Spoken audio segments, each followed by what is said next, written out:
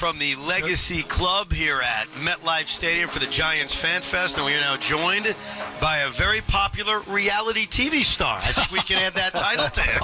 He's also the owner, executive vice president, chief operating officer, Mr. John Mara. Mr. Mara, thank you very much for coming on. Thanks. It's great to be here. I think you screwed up my titles a little bit. But what is your title? We always call you the owner.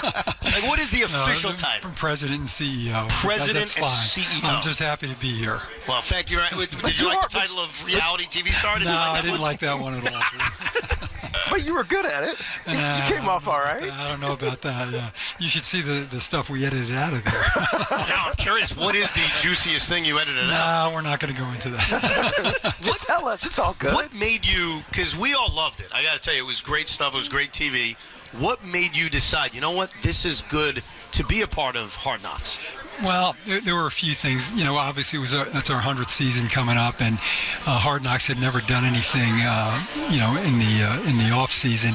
And originally the concept was, to follow our scouts and personnel people around. It wasn't going to be called Hard Knocks, and the people from NFL Films approached us and said, Hard Knocks has such a brand name and a brand identity. We really like to call it that. And several meetings later, I relented and finally agreed to it. And I was pleased with the way it came out. There were some uncomfortable moments in there, obviously, but all in all, it was a very honest look at what goes on in the off-season in terms of the scouting and making decisions in free agency and the draft. And, what you saw is really the way it is. John, I think there are two things that were lasting for people watching Hard Knocks. One was the Saquon Barkley situation, and you said it kind of like I said it. You don't want him to see him in Philly, and he ends up in Philly. And the second one was the potential of moving on from Daniel Jones. And I think that still persists a little bit. What is the mindset right now about your quarterback? I think we all feel really good about Daniel. I think we have a better team around him this year. He's healthy. He's looking really good in practice, moving around really well. And we're excited about this season. Everybody out there has been killing him all year. And when you look at what happened last year, he got hurt. The offensive line got hurt. We had trouble blocking anybody. Everything that could have gone wrong went wrong. So I think we're due for some good luck, to be honest with you. Well, it feels like it. And you can't have a better, young man in your organization. Nobody works harder than him. Nobody's more popular in that locker room than he is. So we expect really good things from him this year. I think he's been the leader for a long time, and people outside the organization don't know that. But even when Jason Garrett was here and I did his camp down in Princeton, he told me the exact same thing. He works the hardest. He's there first. He stays the longest. And I think with all of the talent you guys have focused on putting around him, there's the expectation internally is much greater than I think the expectation externally. I think that's right. I mean, he played really well for us in 2022, and despite the fact that we, as I've said many times and been quoted many times, we did everything possible prior to that to screw up his career by, and I take a lot of the blame for that, making changes in coaches all the time. That never helps a player develop, but I think we've got the right staff with him right now, and as I said before, if he can stay healthy, I think, he's poised to have a very good year and surprise a lot of people. John, you made sure to tell the world on Hard Knocks Saquon was the team's most popular player. I got to tell you, as a Giant fan now, all we could do is drool over Malik Neighbors. Do you fully expect him to slide in and kind of take that mantle from Saquon? Yeah, I hate to put that kind of pressure on him, but I hated losing Saquon because not only was he a great player for us, but he was a great representative for us off the field too. He was really everything you want in a player. But I understood the decision, and I've always felt that you have to let the general manager and the head coach do their jobs, and I understood that we had other needs that we had to fill, and getting Malik Neighbors I think will really help our offense. He does have a unique skill set, and it's exciting just watching him in practice, and looking forward to seeing him on Sunday. I got to call a timeout real quick. You are not allowed to call him John. You have to call him Mr. Mara. Mara? That's not true. You have to call him Hey, Mr. Mara. Tiki, my father was Mr. I know Mara. that, He called me but John. he has to call you Sorry, Mr. Mr. Mara. Thank you. You're embarrassing me, Sean. I bring you to something nice, you get all churched up, and then you embarrass me. I looked the part. I know you did. I was embarrassed for you. Mr. Mara, here's what I'm curious Thank you, about. Evan. Thank you, Evan. I would be, as a diehard sports fan of my teams, a terrible owner. Because I would basically tell my general manager, I want this guy back, go make it happen. How do you balance being a guy who loves your football team, has opinions, because you do, but not forcing your general manager to do something you want that maybe he doesn't? It's a difficult line sometimes. It really is, because I certainly wanted him back. But, unless it's a conduct issue, I'm never going to say, no, you have to sign this guy, or no, you can't sign that guy. That's the only time I'm going to get involved. Now, I'll give my opinion, but, we pay these guys a lot of money, and I have a lot of respect for the amount of work that they put in. I mean, there's no harder working staff that I've ever seen than Joe Shane and the people that work with him. And at the end of the day, you have to let them make the decisions. I mean, that's why they've been hired. Yeah, I don't want this to get hard-hitting, so I want to bring it back to what we're here for. This is hard-hitting? No, but I can tell where Evan wants to go. Where am I going? He's a Jet fan. You know where I'm going next? Yeah. I don't care. Yeah. Talk about the Giant 100 season. This season, it's shaping up to be interesting on the field, but it's all of this other stuff that's happening. It's why we're here broadcasting from the Legacy Club. All the legends, at least the living ones, and even the ones that have passed, their families are coming in for this weekend. I mean, how special is this? And it's a testament to the resiliency and the history of this great organization. No, it's a great celebration for us. Just standing out there and welcoming all the people as they're walking in, and seeing a lot of familiar faces, and then seeing the families of players that have passed on. It's an honor for me to be here and to be able to welcome them. And they're the reason that we have the history that we have, and the popularity that we have, and whatever success we've had is due to the people that are walking through that door and their families. And so it is very special for us. We've had a lot of great years, a lot of not so great years, but not a lot of franchises can say that they're starting their 100th season. Who was your favorite over the years, going back to when you were a kid? Does he expect me to pick him? Yes. Yeah. Yes. No, you don't have to pick me. I didn't win you a championship, John. But who was your favorite? For me as a kid, my first hero was Frank Gifford, for sure. He was such a great player for us, and such a personality, and number 16, and he was somebody that everybody just gravitated towards. And there were a lot of guys since then, guys like Spider Lockhart and Tucker Fredrickson and people like that. As a kid, you're really in awe of a lot of these guys. But Emlyn Tennell, for me, I never saw him as a player, but he was a coach and a scout for us. Might have been my all-time favorite, just because of what a great person he was, and great player, and war hero. He was everything, and that's why I have his portrait hanging outside of my office. But a lot of great players have passed through these doors, and a lot of great men as well. I've noticed, and we've had fun with this, that there are legendary Giants, people who are part of the organization, who love this franchise. I always play this clip of Bill Belichick where he says Giants and he's like crying. He loves this Giant organization. Could you see a scenario now that he's no longer with New England where he ever comes back to the Giant family as part of the I organization? have a head coach that I'm very happy with. I'm not going down there. I wasn't saying that. I keep reading that he's waiting in the wings, but we're very happy. You see why I tried to derail him, John? You see why I tried to turn the corner? Hold on a second. Hold on. In fairness, He's a Jet fan. I said no. And he's scarred because of Bill Belichick. You understand this, right? I didn't say the head coaching job. I said just being a part of the organization. He's a brilliant. He is a part of the organization. Bill Belichick? His history is here. But, he won 2 Super Bowls here as a defensive coordinator. I get that. I'm saying coming back into the family. That's all I was asking. There's a saying, right? He never left the family. Once a Giant, always a Giant. Yeah, that's right. That's right. He never left the family, but that's another question for another day. But I'm very happy with who we have right now. Now, Mr. Mara, one Giant legend I didn't know nearly enough was Ray Flaherty, and I got to know all about his history because of what happened last week. I personally, as a young fan, love that the number was unretired because it got to teach me about Ray Flaherty. Is that a very unique situation, or do you think that's something that could exist down the line more? It was a very unique unique situation. It's the first time we've ever done that. In fact, Ray Flaherty Jr. happens to be here. I just met him for the first time a few minutes ago. Oh, wow. And he came in, and the first thing he said to me was, "You were right." And I said, "Right about what?" And he said, "About this decision." What I said to him was, you ought to think about doing it because it will educate people and our fans out there who Ray Flaherty was. Nobody really knew who he was. Gonzaga. Who number one was.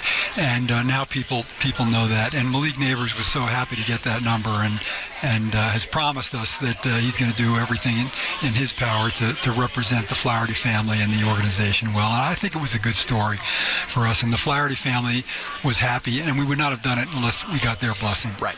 How does a process like that start? Like, who asked who? Yeah, did Malik want it? He wanted it, and I think it was Joe Shane came to me and said, "Do you think there's any chance?" And I said, "You know what? Maybe let me talk to the Flaherty family, and if they're willing to do it, then okay. If they're not willing to do it, then we're not going to unretire it under any circumstances." And had a couple of conversations with Ray Jr., and they eventually agreed to do it. So I think it worked out well. And as I said, the best part of it is just educating people about their dad and who Ray Flaherty was. Do you think that there's a chance you're going to reach out to your brothers across the river and in the Bronx and get them to unretire some of their numbers for some of their current stars? Because everybody is retired over there. You know, we've retired so many numbers that it's very difficult. You see, you come to one of our preseason games, we have I don't know how many players with double numbers on the field, and that's because we've retired just too many numbers. But you know, they were all deserving, and you know, when you're around for 100 years, you have a lot of great players. We're talking to the owner, the president of the New York Football Giants, Sean Mara. Any interest in bringing the Super Bowl back to MetLife Stadium? I think that's something we would be interested in. I've had some conversations over the years with Woody Johnson about that. It would take a lot of work, and we have the World Cup final coming here in 2026. At some point in the future, you know, the owners like to have the game played either in warm weather or, in a dome. It was a tough sale last time to get them to agree to do it here, but it ended up working out well, except for the next day when we had that snowstorm. That's right. But I don't think it's out of the question that we could have another one. Because I'd love to see it, and I know that owners feel that way. As a football fan, football's supposed to be played in the elements. Like, what's the big deal if it's 35 degrees and snowing? That was our sales pitch. I'm with you. Then, but the fans. You got to convince 24 owners to vote for you. So basically, you're telling me it's probably not going to happen. You're interested, but it's probably not going to happen. I'm not sure about that. I wouldn't say it's at the top of our list of priorities, but it is an ongoing conversation. Let's put it that way. How often do you communicate with the head coach, with Brian Dable, with Joe Shane? Are you talking to them every day, every hour? Do you give them their space? Like, give me a kind of a feeling on the interactions between you and your guys. I mean, I talk with Joe every day. Either I'll walk down to his office or I'll walk down to mine or I'll talk to him on the phone. With Brian, at least a couple times a week, usually right after practice, ask him how things are going. I rarely will go into his office, and because he's always working, meeting with coaches, coming up with a game plan and whatnot, so I try to give him a little bit of space, but my communication is more often with Joe. It's interesting because we did a piece on your father on Wellington, and I'm not sure when NFL Films is coming out with that, but he was always at practice. He was always sitting there with his chair, and you felt his presence. It's different now because you can just sit in your office and see practice. It wasn't the dungeon that was the old Giant Stadium. Everything was underground, so you had to actually go out and do it. How into what's happening on the field on a daily basis are you? I like to go out and watch practice just to see what we're doing, whether we're moving guys to different positions, what the game plan looks like for the week, who looks like they're healthy, who looks like they're not going to make it, just to have a feel for what's going on. But I certainly don't try to influence any of that at all. But I do like to be out there. I like the players to see me out there so that they know I am interested in what's going on. And it's a great way to just kind of evaluate your coaches too. Yeah. Who are the teachers? Who are the guys that you really need to keep an eye on? Right. Does that matter to you how your coaches are teaching? Because I think it matters how coaches. We were having this conversation about Sam Darnold and how he was basically failed in the entire path of his career, maybe until this year. And you mentioned it, even changing coaches, changing coordinators. It's hardest on quarterbacks, but you as an owner, you have to look at how people teach. right? It matters because success and failure can be kind of indicated by how guys are being taught. Yeah, no question. It's the ability to teach and the ability to communicate and the ability to lead. And I think I feel very confident that Brian Dable has all those qualities, and that's why I'm excited about him as our head coach. What is a good season in your mind? I'm not. I want to feel like when I walk off the field after the last game that, man, we really made some progress this year. We are headed in the right direction. So I'm not going to say that we need to win, 9 games or 10 games or whatever. Just allow me to allow our fans to feel like our future is bright. We are headed in the right direction, and that can take a lot of different forms. The in the hunt graphic. That's what I like to say. If you're in the hunt graphic in December, like, all right, you've had yourself a season, right? I mean, my father used to kind of feel like at a bare minimum, you wanted to be playing meaningful games in December, late in December, and that's kind of a minimum standard right there. I just want to feel like we've improved the team and we have a chance with this group to get to the next level. It feels like each of the last 2 years the tone was set for better or for worse in week 1. Last year, obviously, with Dallas, week 1, the crazy win versus Tennessee. Do you feel like that kind of is the pressure here versus Minnesota on Sunday? I mean, I feel that. I'm still scarred by that opening game last year, to tell you the truth. I did not see that coming at all, and that really kind of set the tone for the rest of the season. I know it's a long season. There's 17 games. That one game shouldn't make a difference, but we lost our left tackle for a long period of time during that stretch, and a few other guys got hurt that night as well. So it really ended up setting the tone, I think, for the rest of the season. So, I feel some pressure going into this game, and with the celebration that we have this weekend and everything, you certainly want to win the game and give something to the fans. I hope you don't take this as an insult, what I'm about to say. I'm sure I will, but that's okay. I warned you. No, okay. Maybe you won't take it as an insult. I've always felt from afar, as an owner, you remind me of myself. In that... I do take that. I knew it was coming. I mean, my God. I take it. Here's my stereotype of you, Mr. John Mara. During games, you get pissed. You get angry. You get excited. That's the kind of fan I am. Like, I'm cursing out my players, even if I love them, because, I can't see that pick six by Zach Wilson. You know what I'm saying? So when you watch games... probably at home more than even here where people can keep an eye on you, are you that kind of crazy fan the way I think you are? Yeah. I knew it. You're me. Just not as nerdy. Yeah, I just, there are times where I do get upset during the game. Yeah, I can remember, when my father was still alive, he would sit behind me, on a high chair there, and there were times where his hand would go down on my shoulder and say, knock it off, and that usually worked when he did that, but he's no longer with us, so there are times. That's why I can't sit in the family suite or in the press box. I've got to kind of be quarantined. Nice. I think about some owners around the NFL, and it's a business for them. It's not family. This feels like family for you, and so you're not going anywhere anytime soon. Are you still loving this? No, I do. I was thinking about that today. I love the Friday practice, the last real practice before the game, and seeing what we're doing, and the lunch afterwards, and talking to the head coach, and it's exciting. It really is. It is still fun. It's not so much fun when you're losing, believe me, but there's always hope, and I think with the group that we have now, there's a lot of reason for hope. Mr. Mara, we appreciate it. Thank you very much for coming on. Thank you for having us here. Thanks very much. I appreciate you guys too. There he is, the owner of the New York Football Giants, John Mara. We are live from the Legacy Club here at MetLife Stadium. It's a big Giants fan fest. It's a festival. It's a party because 100 seasons of New York Giant football is pretty impressive. It's been a very, very long run. Thank you very much, sir. Very much appreciated. Evan and Tiki, we are live here, commercial free, believe it or not, until 7 o'clock. So we appreciate getting that opportunity to be here at MetLife Stadium at this beautiful club that features like all the great history of the New York Giants. And speaking of the great history of the New York Football Giants, a man who you watched win Super Bowls, a man who you may have heard with me and Joe for like 15 years. That's right, the man, the killer, Carl Banks. Carl? Good to see you. It feels like it's a Monday or Friday with Beningo when I see you. How you been, man? How's it going? I am awesome. Looking good. I'm hot. You're hot. But I did the thing that Tiki Barber would do if he wasn't on radio. What's that? Go down there and touch the fans, sign autographs, take pictures. That's right. That's what he does. It was so hot, it was sweating down my back. It was nice until about an hour and a half ago. Yeah, and then the sun came out and it got beaming. Yeah, it's hot, but that's what they came for. So right. How packed is it down there, Carl?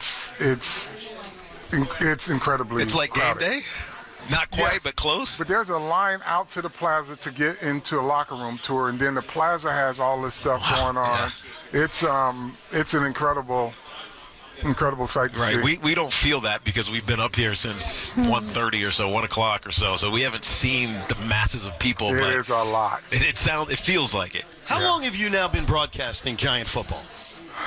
I would say probably 15 years now. Yeah, it's been a hell of a run because I remember in 2007 being there with you. Yeah. You've been a Giant for like the majority of your life as a player, obviously now as a broadcaster. What does it mean to be a New York Giant? It means everything because, when you can have success in this city, and we were part of an era that brought the fans out of the wilderness, right? And we gave them their first Super Bowl, and then we were able to win a lot of games over the 9 years I were here. I think we missed the playoffs once. And so it means everything because the fan base is so appreciative. And again, I have this, it's not a love-hate, but it's just this, I'm so conflicted because of the negativity that's out there, but I get it. I understand it. Yeah, it's passion. Yeah, it's passion. There are some that are, I call them goofies, but not all of them. Not the majority of them. Right. But like the anger, the angst, the anxiety around this football team, I understand it. Like, I never had to experience it because we won. Yeah. But it's understandable, and I think, this team and the fans deserve a team that will give effort and win football games. I think when the effort is there, and there's some wins, that's improvement, and I think this fan base will really gravitate towards that. Yeah, one of the things, Carl, that makes you so fun to follow on X is that you don't care. You really don't. You're just going to tell it how it is. And it's because you are a champion. It's because you're an all-time great Giant. But the interactions with the fan is something that I've grown to appreciate from you because I don't do it. I know. Like, I don't interact on social media with the fan. But that's your constitution. Like, you're going to be like, I'm putting the veneers up, you can go away. Right. Like me, I'm just like, okay, well, we're going to have a conversation. And I think that's probably comes from my father. My father was a great debater, right? But he was the guy that would debate you and never change his demeanor, right? So he wasn't getting mad or... No, he would just hit you with whatever he wanted to hit you with. Facts. And then, you just sit there flustered or whatever. But I enjoy interacting with Giants fans, sports fans in general, and Knicks fans. But, Giant fans are, we are in an ecosystem right now where if a so-called expert says something, it makes its way throughout the entire fan base, right? It becomes fact, even if it's not. Fact, and then you try to kind of talk a little bit about it and say, here's some things that you should look at. And sometimes, people listen, sometimes they don't. But I don't, listen, I work for the Giants, but I am allowed to speak my mind, and I am as critical as anybody of this team when they're not playing well. And, I can do that because I was one of the standard bearers, just like you. Right. We created a standard, and so when we can look at a player and say he's not performing well, and we we can do it without making it personal, and we do that. Right. It's not hate. It's just facts. Yeah. And it's what the expectation is to be a New York Giant. And you called the preseason, so you've seen this team and kind of what they're evolving into. Sure. I think the roster is getting better. It's not fully there yet, but it's getting better. What is your expectation of this team? Because outside of here, it's 5 wins. Some people say 4 wins, but I think they're a better team than that. But I don't know how much better. Well, it really comes down to health, Tiki. So, and I was just having this conversation with Vinny Detrani. It's 8 teams that we know about.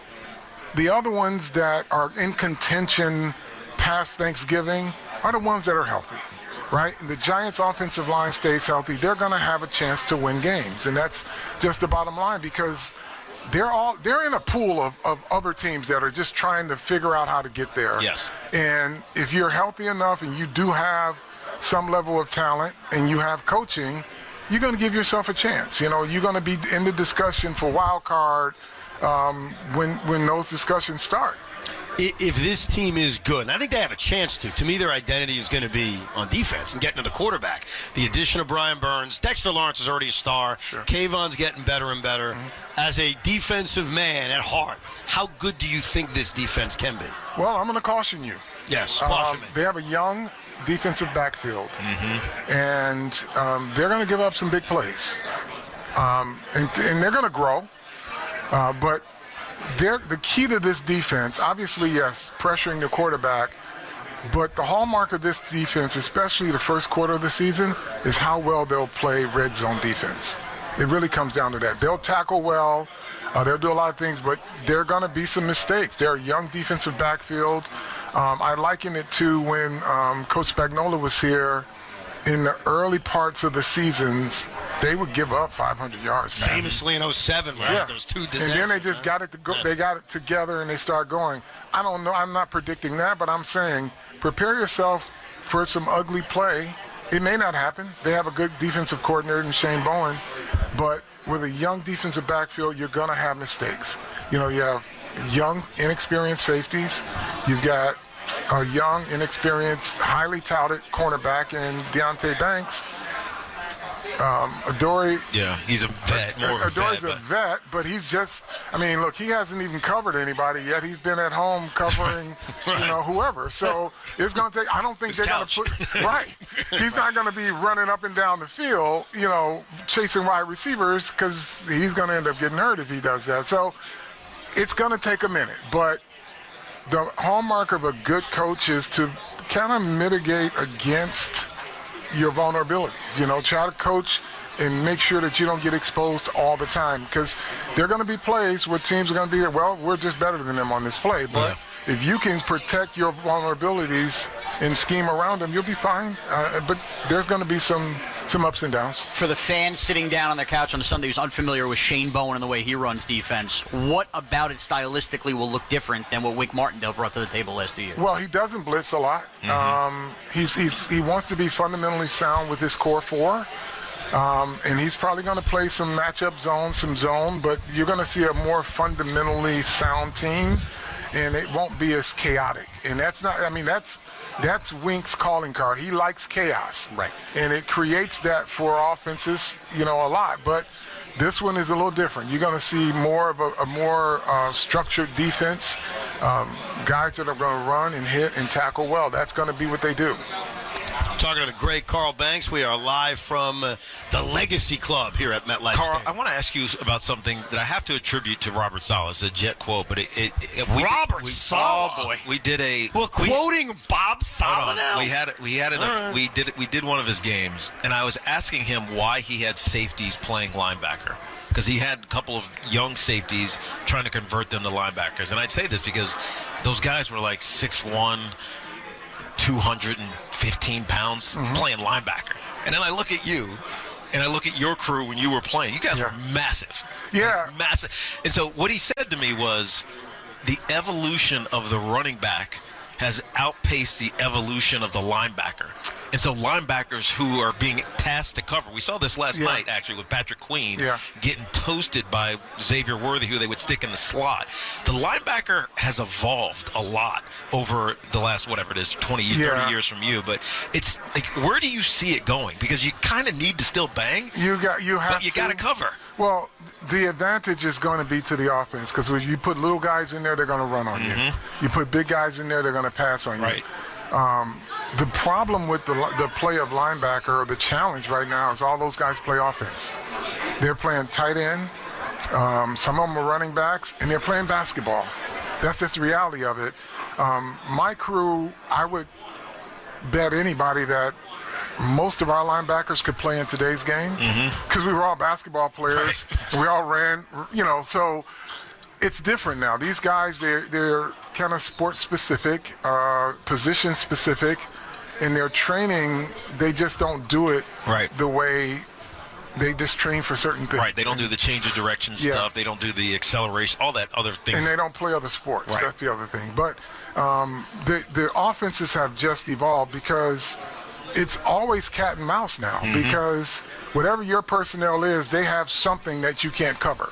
Right? So if you got 2 good cornerbacks and they put 4 wide receivers, and 3 of those 4 wide receivers are number ones, or number one quality caliber, who's covering them? Right, you're stuck. You're stuck, because you can't double everybody, right? So it's always an offensive slanted league now, and that's by design, and I'm okay with it. I used to be upset, but look, people don't come to see defense anymore.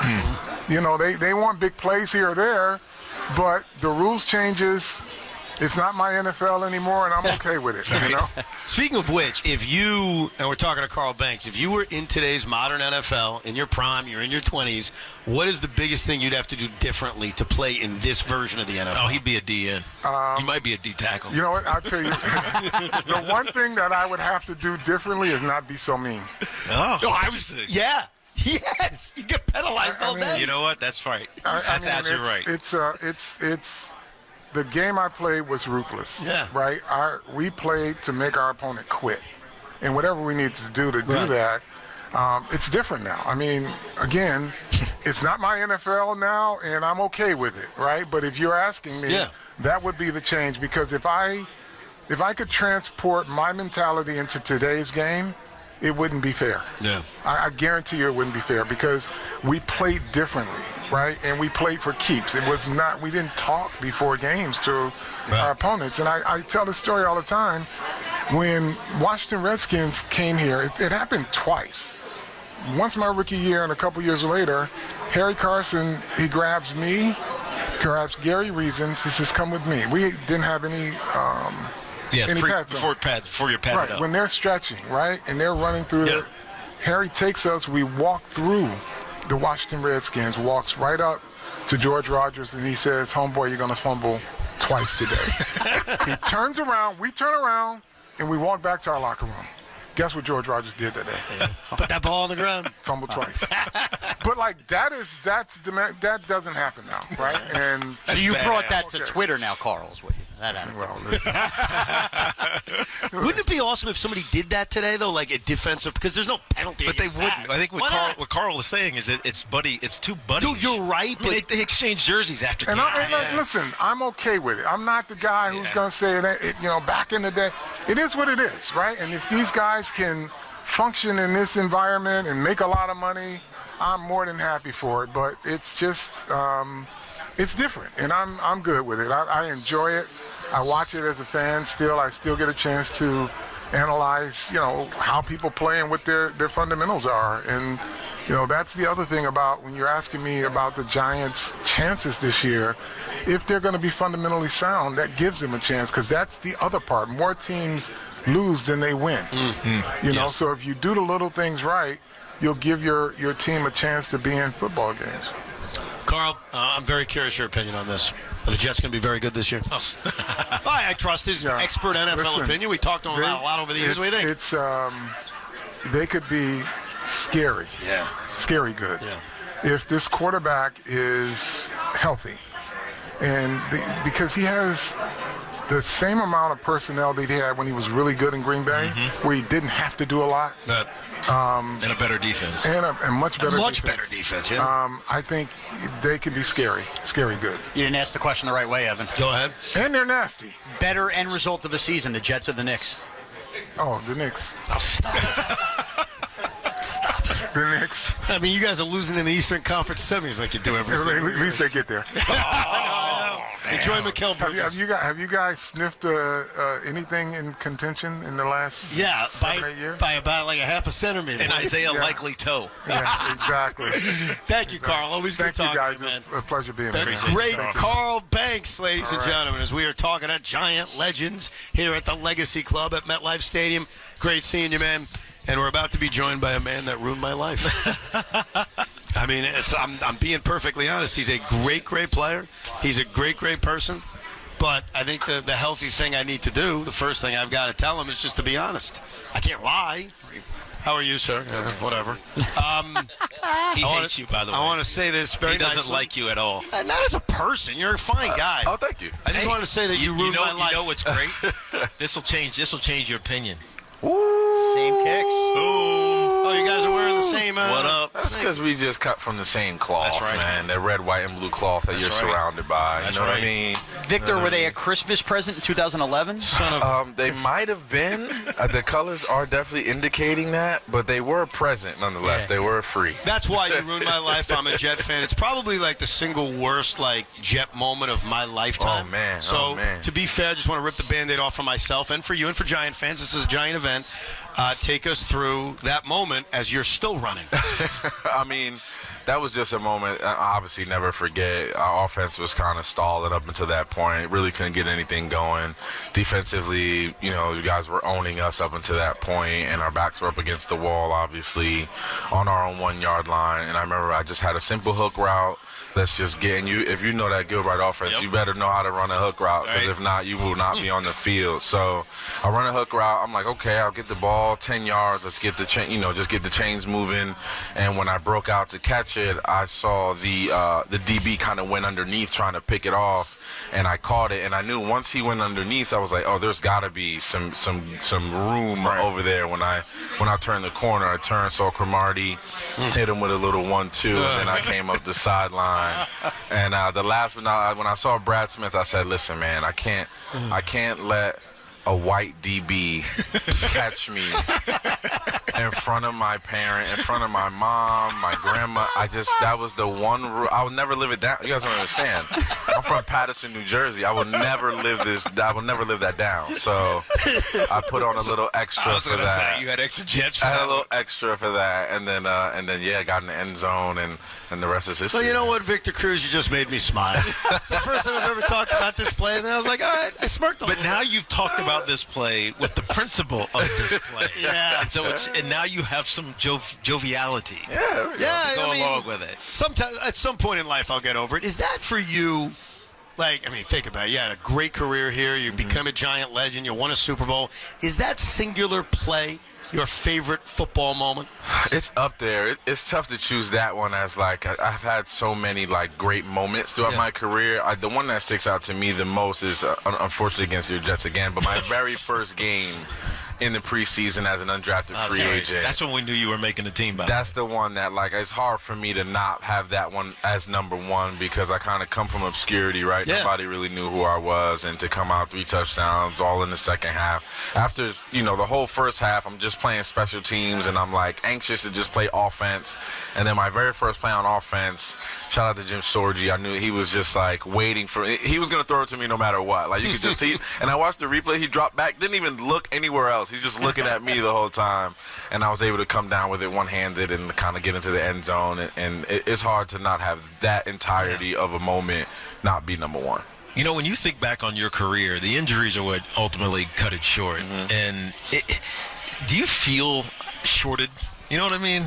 It was great without, of course, the length. Of course. But, you could have really been something really special statistically. I'd be lying if I didn't say that I didn't think about if I played 15, 12, 13 years what it would look like. You know what I mean? I'd be lying if I didn't say I didn't think that. But I think overall I think I've experienced so much in the NFL in such a finite amount of time that wasn't, that was on purpose. Right. Like God had it for me Right. in this way. Like for me to experience Super Bowl, Pro Bowl, the highs of the high, and then feel the lowest of the low, and then come back from the low and just be able to suit up again and really appreciate it. I think I was meant to have that journey so that I can give that story back to players all around the league. Interesting. I think that's really. I got to say, say, I mean, so many Giants, and I think it's because we are the New York Giants and we are in the media capital of the world. Yeah. You're able to maximize success. Big time. I'm not talking about on the field. I'm talking about off of it. And you've done it in just so many different ways. I mean, people talk about being a Giant. It's a Giant for life thing, but there really is like a tangible benefit to being loved here. 100%. And not only obviously did I play for this team, but I'm from a stone's throw away, grew up watching this team, grew up being, a fan of every player that came through here. I mean, there's still some restaurants in New Jersey that I haven't paid a single bill at. Like that's a real thing. Right. You know what I mean? So yeah, there's something not only just like that theory of always a Giant and kind of the tangible, there is a tangible thing that is being a Giant and being in that leadership, in that hierarchy of Giants,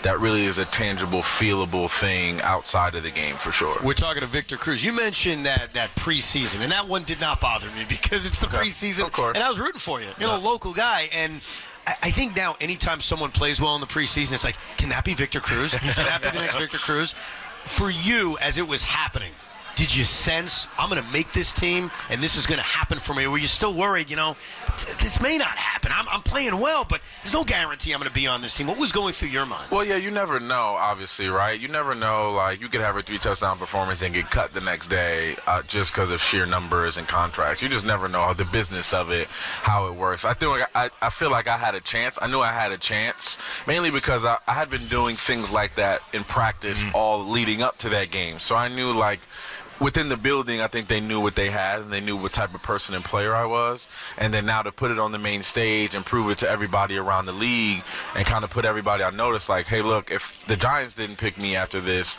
I was pretty confident I was going to have a job somewhere. So I'm happy it ended up the way it did. But you never know. At the end of that game, after 3 touchdowns, you're kind of like, 90% of you is like, I just made this team. You know what I mean? But there's still that 10% that just doesn't know. Now, as a Giant fan, Victor, I always felt in my chest when you had that Cruz chant go through 80,000 people going nuts. Yeah. Feels like the Giants locker room is trying to make that happen from Malik Neighbors right now with a leak chant. I don't know. I'm not really feeling it. Doesn't only work. It's going to be one kind of Cruz deal, right? Yeah, it's tough to get the leak chant going in there. I think, I was just talking about it earlier. I think the fans will decide, right, like, what they're going to chant for you, right, if they create a chant. Just the fact that, listen, I mean, if you've been a Giant fan the past 10 years, we haven't had a lot to even cheer about. If we just hear cheers, I'll be happy about that, let alone a name, let alone whatever comes with that. But I love this town because the fans will decide how they cheer for you and how they root for you. Was there one for Saquon? No. I mean, I didn't have one. No, that's why it was so original. That's why when I read the Malik Neighbors stuff this week, I'm trying to think who else happened naturally. Who else has had one other than Vic? I don't think anyone else has had the Steelers do it all the time. I'm talking about for the Giants. Yeah, no. I think and the Cruz chant, in many ways, was our own terrible tale. You could tell how many Giant fans traveled in those road games and stuff. This is true. And I thought it was booze at first, which is not the greatest thing initially. But I do remember going in and hearing it. I think it was like the third time, and I was like, oh, no, they're saying Cruz. Okay, that's incredible. And then I was like, and then thankfully I kept doing good things and kept scoring and kept like being a part of the offense and everything. And then it got to the point where every time I even catch the ball, they were doing it. It was just incredible. We're talking to Victor Cruz. Go ahead. No, I was going to say earlier in the show, I had said in 2011 when Hakeem Nicks caught that Hail Mary at the end of the half versus the Packers, I sat on the couch there at my desk and we're winning the Super Bowl. Did you have a moment like that at all during that magical season until the clock struck 0 where you really thought, man, we're winning the Super Bowl? I think it was when even at the end of the season, the regular season, when we were going on the run, when we beat Dallas and we beat the Jets and we got into the playoffs, and I was just like, we're like, you could just sense in the locker room that every guy knew what they were doing. Every guy knew, what their job was. Everybody was responsible. Nobody wanted to do more than the other. Nobody was jealous of anybody else. Like, there was just a certain camaraderie in the locker room that was just unprecedented. And then the practices leading up to the Super Bowl, I mean, I remember our practices were so perfect. I remember being in the receiver room after practices and our receiver coaches being like, guys, I got nothing. You guys caught everything. You guys understand this offense. We're just gonna watch film until you guys want to get out of here. Like we were that locked in. Yeah, Vic, you're in the Giant 100. This season is gonna be special. It's gonna start special. We're all gonna recognize. I'm not, because I got to be in Indianapolis. But tell us what it means to be a Giant, to be one of the greats, to be a part of this amazing organization and the legacy that all of us have contributed to. It's incredible, man. I think, just being part of something like this, and I grew up in the shadows of this place, right? So the Lawrence Taylors, the Mark Bavaros, you see the Phil Simms, you grow up with those guys, just those characters running around here and seeing their names up on the stadium walls when you walk around here. Like, to be mentioned in any list with those guys, it's just an unbelievable feeling, especially a guy like myself, an undrafted guy that had to fight and scratch and claw, and to be number 59 on this list is just like, I mean, come on. I mean, my daughter likes to ridicule me for a lot of things today. Call me old and I'm a terrible golfer and all these things. But if there's something that I want her to remember and just know that Daddy, cemented himself in something in this world, is that I'm on the top 100 list of this esteemed, organization, and that's something that they can't take away from me. Incredible accomplishment. Yeah. Can I bring up some fun negative stuff just to cleanse the palate on the Jets? Whose idea was it to get on that boat before the playoff game against the Packers? It was a universal decision for all of us. Obviously, prior to getting on the boat, we didn't know that Trey Songz wanted to take a photo and was going to release it to the world to see. Sure. But other than that, we were enjoying a New Year's Day after a big win in the playoffs. Why'd you guys go to Miami? Because you could blame Odell for that. I wanted to go to. I was cool with going to Queens, to a gentleman's club. I was fine with that. But Odell made a call, got us on a plane. We go down. We had the next couple of days off, so I'm not gonna say no to that. Plus, somebody's got to put one of these guys in a headlock and get them out of there and make sure that we're back on the plane and back home in one piece. So that's the reason I asked. Why Miami? Because that's hard. Yeah. You get stuck in Miami. Next thing you know, I blinked twice and we're in the club with Justin Bieber and Young Jeezy, and I'm just like, we got to get the hell out of here, man. Here's the way I've always looked at this as a fan watching it. Because I remember it came out before the game took place. I said, if they win, this is a non-story. If they lose, yes, this loss will be defined by it. Yeah. Did that kind of distraction and that partying have any impact on what happened in Green Bay? I don't think so. I think it's just like, listen, Aaron Rodgers is really good, okay? And he caught us in a time that, we got out on an early lead and we couldn't catch up. It just was one of those things where they had our number that week. I see what you just did, Evan. What I do? You wanted him to say Aaron Rodgers is really good. He teed me up on that. He teed me up on that. He okey-doked you on that. I get it. But yeah, man, I think it was just, look, we went out there in a playoff game and tried our best, and it didn't come through for us. And I think that was the end all. But again, we play in New York, so we understand what the brevity of what happened on that boat and everything that it stirred and how it was going to be played out, in the coming future. Well, Victor, the problem with the boat picture wasn't going on a boat before a playoff game. It's who the hell wears Timberland boots on a boat in Miami? Again, it's December. We literally went from the Philadelphia game straight to Teterboro. So we didn't have time. And by the way, a lot of people don't even know this. Those are my boots Odell had on. Like, he borrowed. Yeah, he was like, yo, you got those? Because I always brought like a change. I always brought like another outfit. You're always clean. I was always trying to be clean. And then he was like, yo, I need something for this outfit. I don't have anything. I was like, yo, all I got is boots right now. He was like, I'll take them. And I was like, all right, here you go. That made him like he was in the club. 100%. That looked like an album cover shoot. It looked like a Bad Boys to Men album cover. That's what it looked like. When you were growing up here in Jersey, great. Obviously you were a Yankee fan. I see the Yankee Big chain. time. I know you're a big Yankee fan. Yeah. Were you a Giant fan? Were you just a football fan in general? What was your rooting we're interest? doing this now. We're doing this on the 100 years. So I was. You're a Cowboy fan, Yeah, right? growing up, I was a Cowboy That's fan. okay, by the way. But I was born into. My father was an avid Cowboy It's his fan. fault. Yeah, it's definitely his fault. But here's the thing. Like, I remember driving by here all the time, and obviously coming to games here. Like, I was always a fan, and at that point, I was just like, how do the Giants find these like high character guys that are also good players? And like, we can't ever find that. And it was just such a difference in contrasting personalities in the players, right? And the type of players that each team had respectively. And I always respected the Giants for the type of players that they brought in here. And then now to be one of those players and be one of those guys mentioned in that same breath is pretty special. By the way, there's nothing, like, I don't like the Cowboys. No one likes the Cowboys. But, man, growing up, and I'm a little bit older than you, everybody was a Cowboy fan. Yeah. Like, it is what it is. I mean, obviously in that same era, right? The 90s, late 80s, 90s, they were winning. They were on TV, and they were on TV all the time. And they're on TV all the time. It's hard not. It wasn't democratized who got played. Yeah. It was let's play the hits. 100%. And they were the hits. No, I think it's better to be a Cowboy fan than an Eagle fan. That would have been a little bit more. We can relate on that. Yes. We can relate on that. Eagles fans they're a different breed down there. The Yankees winning the World Series this year. That's the plan. If we can get some closing pitching, man, if we can get some guys that can close the games out from a pitching perspective, then yeah, we got the bat. Sean says Ian Hamilton. Yeah. Well, Luke Weaver closed today. So basically what you're saying is Clay Holmes stinks. It stinks. Stinks. Vic, that we can agree with. We're giving up lead. I mean, come on. Enough is enough. We've seen enough. Yeah. To know that. No, I totally get that. Yeah. Juan Soto going to stay or leave? I hope he stays. He looks so good in the Yankee uniform. I think he's having probably one of the best years alongside Aaron Judge. And pitchers just have a problem with those guys batting back-to-back in the order. They just walk them and then hope that the guys behind them can't. Amanda Walker, so I was like, we got Judge after him. Okay, sorry, we're not going to walk both of them. We got to pitch to one of them. So pick your poison on that. And then I just think in the postseason it's just going to be hell to deal with those two guys. And then the rest of the, obviously Giancarlo. I mean, we got bats all over the lineup. If it's not the Yankees, who's the next team in this town to win a championship? Oh man, I mean, I like the Mets. I'm a Met guy. I mean, I'm not a Met guy, but I understand before the Knicks. You don't hate them. Oh, do you mean in sports in general? The Knicks all day. Are you kidding? Are you kidding? The Knicks all day. You go to a lot of Knicks games too. I've seen you there a lot. I'm there. I'm in the heart. I mean, I'm almost to the point. I'm one step away from shooting a 3. I'm so excited for the Knicks. How do you get those? You call them up, be like, hey, I'm coming to the crib. Can you hook me up? I remember that always a Giant thing, the tangible thing. The tangible is always tickets. Tickets. Somehow I put my hand on the sky and tickets appear. That's something that always kind of happens. But yeah, I mean, they're good people over there at Madison Square Garden. They take good care of me. How many games did you go to last year? Because I felt like I saw you there a lot.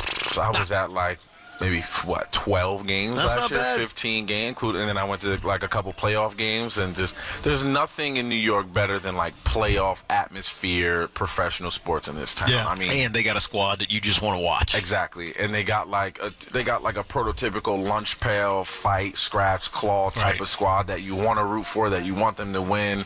Now they got Mikal Bridges, and now they just doing some beautiful things over there. I'm excited to watch that team this year. By the way, you're so right about the playoff atmosphere in this town, and it's a reminder that this building, this relatively old building now, has seen one home playoff game in its existence. And it's mind-boggling, because we did see the Garden Rock with the Knicks and the Rangers, and the Yankees have been there, and even the Mets, have been in the playoffs of recent past. And this building rocked that day. But it's one day. As Hakeem Nicks broke into the Dirty Bird, the floor shook in this building. One day, 100%. Which is crazy to think about. Yeah, we need to get back to that level of play again. I think it's long overdue. I think we gotta, understand. Why not this year? I think we got the most. You believe that? I think that we have on paper. If you look at it, I think Daniel Jones hasn't had the type of offense that he has now in terms of pass catchers, in terms of guys around him. I think our offensive line is much improved. It's more veteran. And, more veteran, more guys that have seen a lot of football. And defensively, that's never been a problem. I think we've gotten better defensively this last year with Brian Burns and just bringing in guys that can attack the quarterback, which is what we do best. If you look at, obviously, the championship teams. History will tell you that. We get after the quarterback, good things happen on this football team. So we'll see what happens. I mean, the beauty of football here, we're going to find out in the first month of the season. Oh, I agree. Real quick. We're going to find out if we're a contender or pretender. I think we're going to find out Sunday. Losing to the Vikings would be... make you think this is going to be a long year. Why are you even speaking that? Well, this broke, Teak. I'm curious, you guys, both as former Giants. Vikings linebacker Ivan Pace, when asked about the Giants' offense this week, we about to go crazy, man. It ain't even going to be a matchup. Ooh. No. Now, would that take you guys off in the locker room? Yeah, I mean, that's something that they're going to cut out and put on the old bulletin for a little material on there, and guys are going to be pumped up and ready to rock and roll. So that stuff does work. The bulletin board material is a thing. Absolutely. I mean, if someone says that about your football team and it doesn't piss you off, then we have a problem. Yeah. You know what I mean? Then we have a problem. My favorite one was Shockey. I forget who it was, and in the Colts, and I just read it to him. In that game, he trucked his. Really? 100%. He sought him out. It's famous. You'll find it. Yeah. He trucked the Indianapolis Colt, and it was because on the bus over there, I was like, "Shock, you see this?" Oh, so you played that game perfectly. yeah, man. He would, too. He'd be the one. He'd be the one. He's the starter. I love that. What advice would you give? Malik Neighbors comes in with as much hype as I think I've seen any wide receiver after being drafted by the Giants. You're the opposite. You're undrafted. You're fighting for your job. Malik Neighbors is being talked about as the inevitably greatest Giant receiver ever. He could be that. How do you kind of almost keep without too much hype getting in your head before you've ever played an NFL game? Yeah, that's tough to do, especially in his position. Obviously, being drafted as high as he has, them unretiring a number for him and that whole thing. So, like, it's pretty special what he's walking into. But I just want him to understand that, like, he's not going to break every Giant record in one game. Like, it's going to take time. It's a process. It's going to take week after week of consistency, of good health, of understanding, his role on this football team. Because year after year, it's going to change. His role is going to be elevated. It's going to be more or less. Some games he's going to have 80 yards on the day. Some games he's going to have 200 yards. Like, it's just going to vary, and he has to stay even keeled throughout it all. Well, the one thing, and I think you can speak to this, Vic, because I think the great Giant wide receivers have had the same personality in a sense, right? I know Odell gets a rap for being whatever loud and obnoxious, but he wasn't. He's actually very that guy was humble. a hard worker too, man. Hard worker and humble. Amani was obviously that way. Plexico was that way, even though people don't want to believe it. Right? All of the Giant great wide receivers have had this demeanor. And when I met Malik Neighbors, and was down in the locker room a month and a half ago, I felt like that. I thought I was going to be like loud and he's super chill, right? So reserved. chill. And we had him when we had him on. We came to visit. He's so chill. Yeah. So I think he has the right mindset. But once he gets on that field, that's when the dog comes out. That's what Daves was talking about. That dog that comes out of him. And so it's all about harnessing it the right way.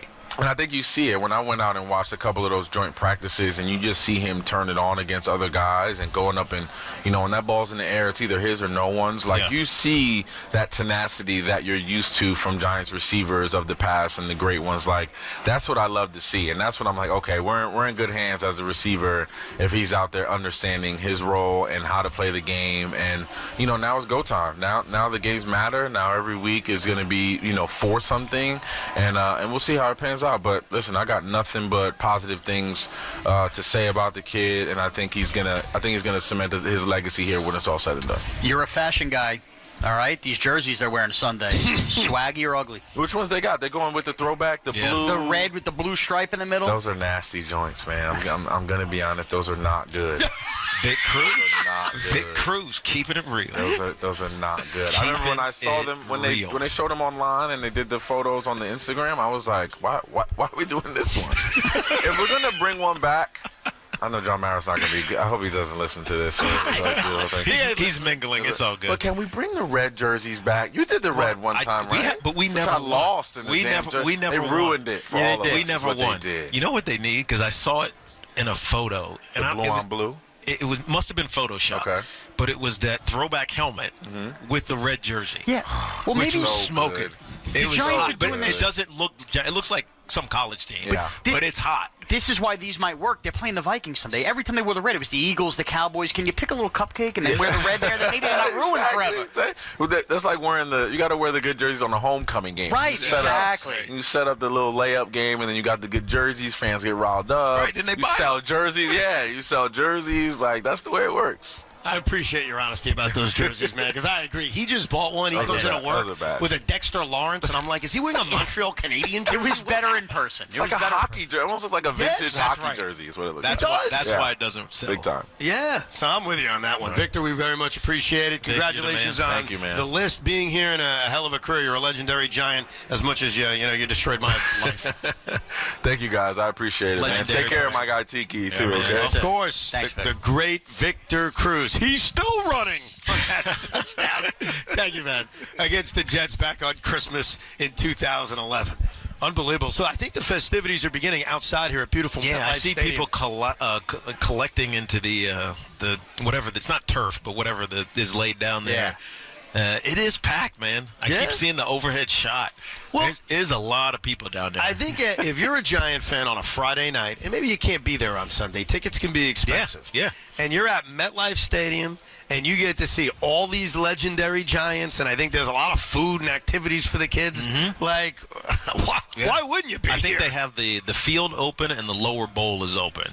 And so, so from where we're looking, we can only see up the upper decks, and it looks there's nobody here. But as I see the video, because they're showing it on the Jumbotron, there's a ton of people that are down there on the field. And people were doing locker room tours down in the concourse. They're doing a good job. And Sunday should be fired up. I would expect, we always talk about this when a new season starts.